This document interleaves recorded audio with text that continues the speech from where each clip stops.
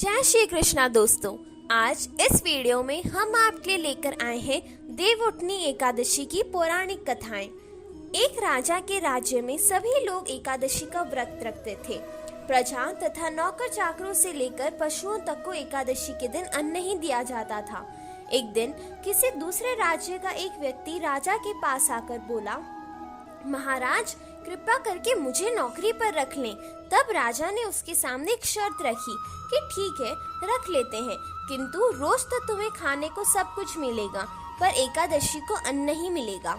उस व्यक्ति ने उस समय हाँ कर ली, पर एकादशी के दिन जब उसे फलाहार का सामान दिया गया तो वह राजा के सामने जाकर गिड़गिड़ाने लगा, महाराज इससे मेरा पेट नहीं भरेगा, मैं भूखा ही मर जाऊंगा, मुझे अन्न दे दो।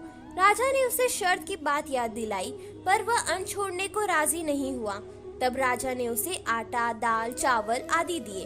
वह नित्य की तरह नदी पर पहुंचा और स्नान कर भोजन पकाने लगा। जब भोजन बन गया तो वह भगवान को बुलाने लगा, आओ भगवान, भोजन तैयार है।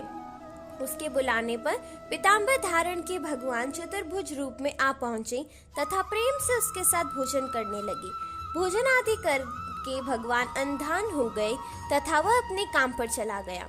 15 दिन बाद अगली एकादशी को वह राजा से कहने लगा कि महाराज मुझे दुगुना सामान दीजिए, उस दिन तो मैं भूखा ही रह गया। राजा ने कारण पूछा तो उसने बताया कि हमारे साथ भगवान भी खाते हैं, इसलिए हम दोनों के लिए सामान पूरा नहीं होता। यह सुनकर राजा को बड़ा आश्चर्य हुआ।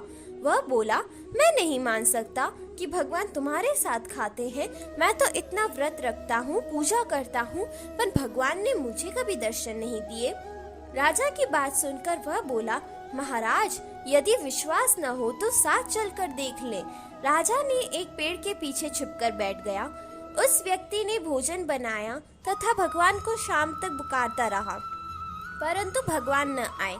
अंत में उसने कहा, हे भगवान, यदि आप नहीं आए तो मैं नदी में कूदकर प्राण त्याग दूंगा। लेकिन भगवान नहीं आए।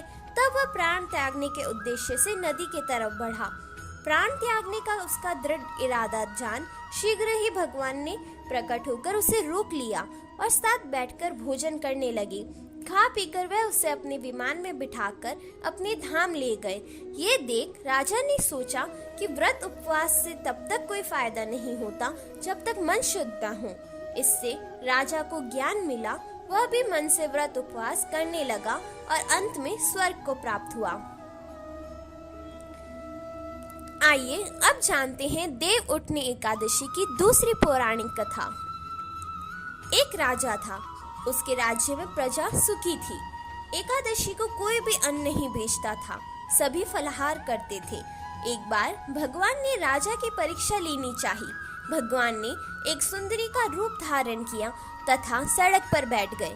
तभी राजा उधर से निकला और सुंदरी को देख चकित रह गया। उसने पूछा, हे सुंदरी, तुम कौन हो और इस तरह यहाँ क्यों बैठी हो? तब सुंदरी स्त्री बने भगवान बोले, मैं निराश्रिता हूँ। अगर मेरा कोई जाना पहचाना नहीं है, किससे सहायता मांगू? राजा उसके रूप पर मोहित हो गया था। वह बोला, तुम मेरे महल में चलकर मेरी रानी बनकर रहो। सुंदरी बोली, मैं तुम्हारी बात मानूंगी, पर तुम्हें राज्य का अधिकार मुझे सौंपना होगा। राज्य पर मेरा पूर्ण अधिकार होगा। मैं जो भी बनाऊंगी तुम्हें खाना होगा। राजा उसके रूप पर मोहित था, अतः उसने उसकी सभी शर्तें स्वीकार कर ली। अगले दिन एकादशी थी। रानी ने हुक्म दिया कि बाजारों में अन्य दिनों की तरह अन्न बेचा जाएगा। उसने घर में मांस, मछली आदि पकवान तथा परोसकर राजा से खाने के लिए कहा। यह देखकर राजा बोला, रानी आज एकादशी है, मैं तो केवल फलाहार ही करूंगा। तब रानी ने शर्त की याद दिलाई और बोली, या तो खाना खाओ, नहीं तो मैं बड़े राजकुमार का सिर काट लूंगी। राजा ने अपनी स्थिति बड़ी रानी से कही तो बड़ी रानी बोली, महाराज धर्म न छोड़े, बड़े राजकुमार का सिर दे दे। पुत्र तो फिर मिल जाएगा, पर धर्म नहीं मिलेगा। इस दौरान बड़ा राजकुमार खेल कर आ गया। माँ की आंखों में आंसू देखकर वह रोने का कारण पूछने लगा, तो माँ ने उसे सारी वस्तु स्थिति बता दी। तब वह बोला, मैं सिर देने के लिए तैयार हूँ, पिताजी के धर्म की रक्षा होगी, जरूर होगी। राजा दुखी मन से राजकुमार का सिर देने को तैयार हुआ तो रानी के रूप में भगवान विष्णु ने प्रकट होकर असली बात बताई। राजन, तुम इस कठिन परीक्षा में पास हुए। भगवान ने प्रसन्न मन से राजा से वर मांगने को कहा तो राजा बोला, आपका दिया सब कुछ है, हमारा उद्धार करें। उसी समय वहाँ एक विमान उतरा। राजा ने अपना राज्य पुत्र को सौंप दिया और विमान में बैठकर परम धाम को चला गया।